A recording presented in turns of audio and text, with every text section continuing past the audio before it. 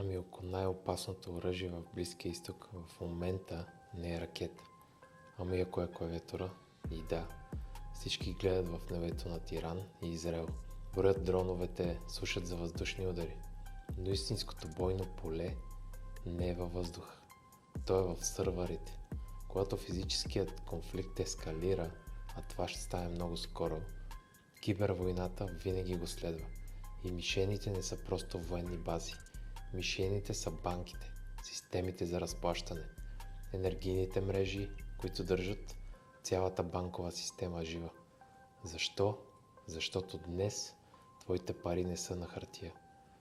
Те са просто електричество и код. Ако хакерите ударят тръбите, по които се движат парите ти, системата просто замръзва.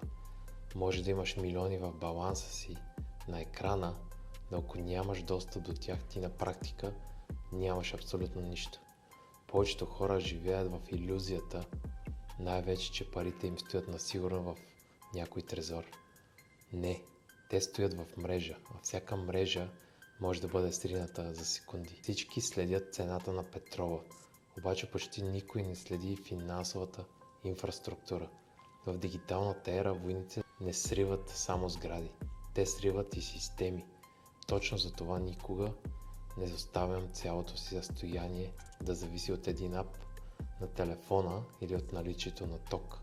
В продължение на хилядолетия истинското богатство е съществувало без електричество, без сървъри и без пароли. В условия на кибервойна най-сигурният актив е този, който е съществувал дълго преди интернет. Този, който може да държиш в ръката си. Злато, сребро, инвестиционни диаманти. Активи, които не могат да бъдат хакнати, изтрити или замразени от разстояние. Твоите пари защитени ли са офлайн? Подгответе се.